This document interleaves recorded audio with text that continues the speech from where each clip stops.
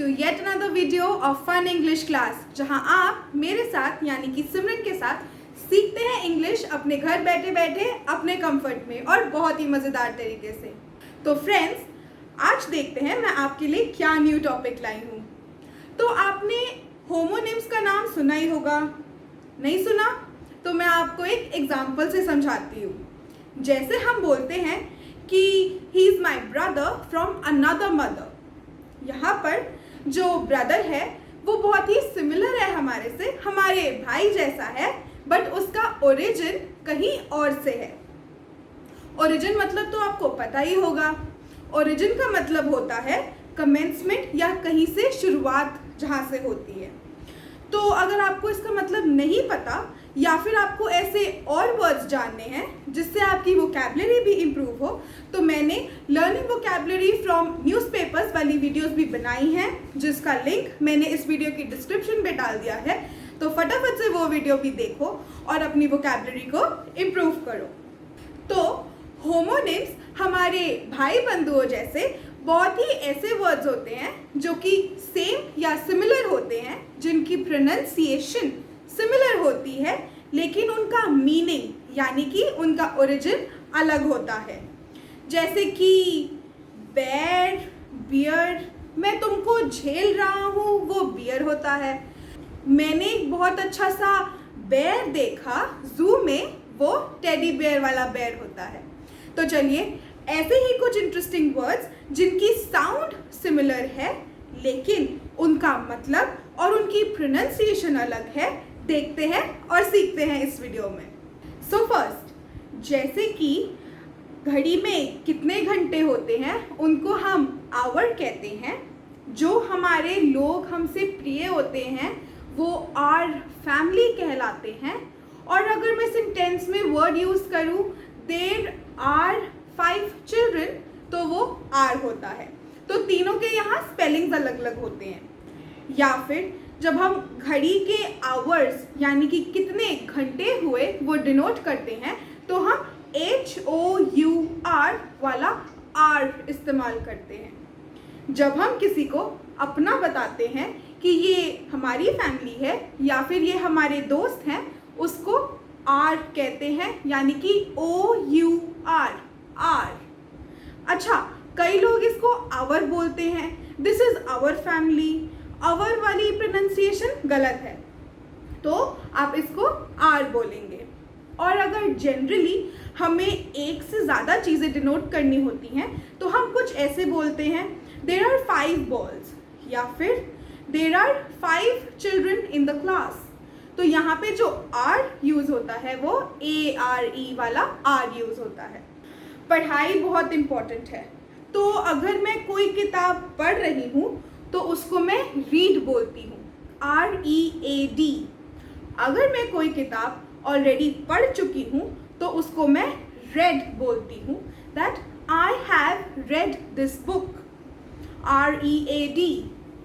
और अगर मैं लाल कलर की बात करती हूँ तो मैं उसे रेड बोलती हूँ। जैसे कि red colour is my favourite colour, तो वहाँ पे मैं RED वाला रेड यूज़ करती हूँ। लेकिन जब मैं पढ़ चुकी होती हूँ कुछ, उसे मैं रेड बोलती हूँ, READ वाला। दोस्तों, बोलने में तो ये बहुत ही सिमिलर है, बट जब हम लिखते हैं ये चीज़ों को, चाहे अपनी नोटबुक में, चाहे किसी को मैसेज करते समय, तो हमें हमारे स्पेलिंग्स की बहुत ध्यान रखना चाहिए कि हमारे स्पेलिंग्स गलत ना हो और दूसरे बंदे को ये ना लगे कि हमें इंग्लिश नहीं आती, क्योंकि इंग्लिश तो हम सीख ही रहे हैं। जब नोटबुक में हमारी टीचर ऐसे राइट या टिक का साइन डालती हैं तो उसको RIGHT, राइट यानी कि करेक्ट, ये कहते हैं। लेकिन जब हम टेस्ट पेपर में कुछ लिखते हैं तो उसको WRIT यानी कि राइट, लिखने को हम राइट बोलते हैं और कुछ भी चीज़ सही होने को हम RIGHT वाला राइट बोलते हैं। दोस्तों, लेफ्ट और राइट में भी हम राइट को RIGHT बोलते हैं।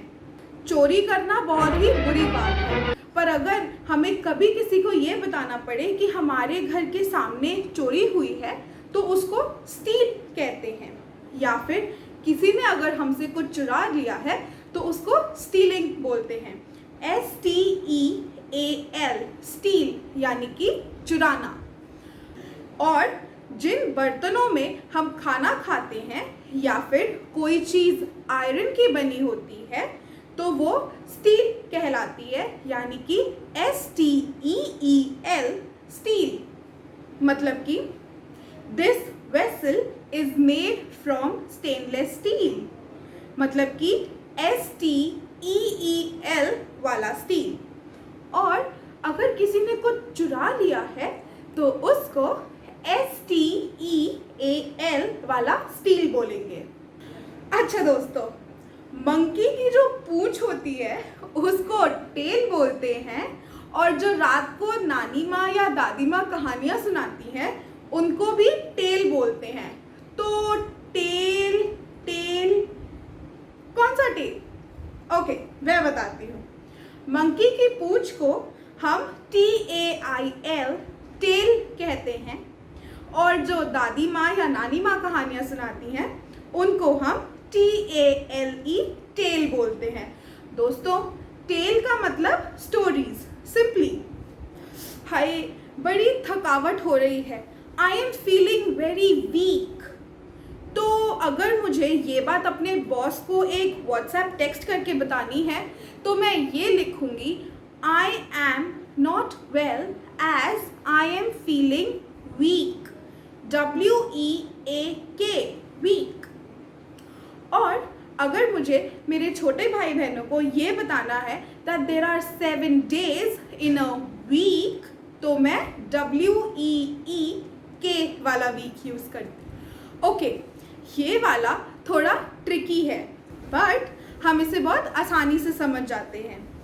देर या देर, तो THEIR कहाँ यूज़ होता है और THERE कहाँ यूज़ होता है, मैं आपको बताती हूँ। जब हम ये बात करते हैं कि वहाँ पे कुछ रखा हुआ है या फिर किसी चीज़ को इंडिकेट करते हैं तो हम देयर यूज़ करते हैं, THERE वाला। लाइक देयर आर 5 बुक्स, या फिर देयर इज़ अ हाउस, या फिर लेट अस गो देयर। तो THERE वाला देयर यूज़ करेंगे। लेकिन जब हम किसी लोग या फिर किसी बंदे के बारे में बात करते हैं तो हम THEIR वाला देयर यूज़ करते हैं। सी, दोनों के साउंड अगेन सेम है, लेकिन इंग्लिश में इनको हम अलग अलग सेंटेंसेस में यूज़ करते हैं। जैसे कि इट इज़ देयर हाउस, मतलब कि ये जो घर है ये उनका है। या फिर इट इज़ राहुल्स पेंसिल, मतलब कि ये राहुल की पेंसिल है।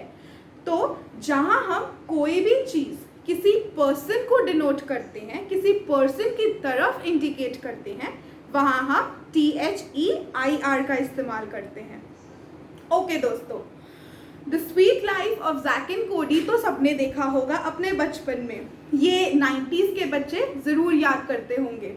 तो यहाँ पे जो हम स्वीट यूज़ करते हैं SUITE, वो हमारा स्वीट प्रोनाउंस होता है और उसका मतलब होता है जो एक होटल का रूम होता है। लेकिन जब आप किसी लड़की को कॉम्प्लीमेंट करते हुए ये बोलते हैं that she is very sweet, तो वो SWEET वाला स्वीट बन जाता है। Throw this waste in the dustbin, या फिर look at her waist she is so thin.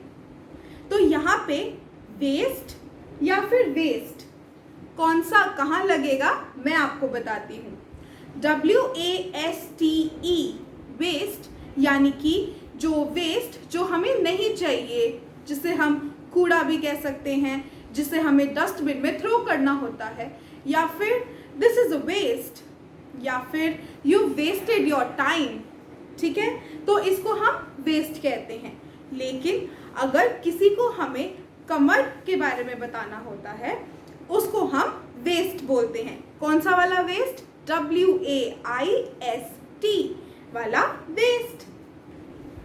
तो मौसम की बात तो हर कोई करता है, और अगर हमें किसी को ये बताना होता है कि whether should I eat a pizza or a burger, तो वहाँ पे वेदर, कौन सा वाला वेदर होता है ये मैं आपको बता देती हूँ। जब हम मौसम वाले वेदर की बात करते हैं तो हम WEATHER वाला वेदर यूज़ करते हैं। लेकिन जब हमें कोई चॉइसेस बनानी होती है और तब हम वेदर की बात करते हैं तो हम WHETHER वाला वेदर यूज़ करते हैं। तो दोस्तों, कैसे लगे आपको ये वीडियो ज़रूर कमेंट बॉक्स में मुझे बताइए। और ऐसे कोई वर्ड्स जो आपके पास भी हैं जिनको हम होमोनिम्स कहते हैं, यानी कि सेम नेम बट उनका मीनिंग डिफरेंट होता है, या फिर उनकी साउंड एक होती है पर मीनिंग अलग होता है, अगर ऐसे वर्ड्स आपके मन में आते हैं तो आप मुझे कमेंट सेक्शन में बता सकते हैं। Also do like my video, do share my video and subscribe to the channel. Thanks for watching.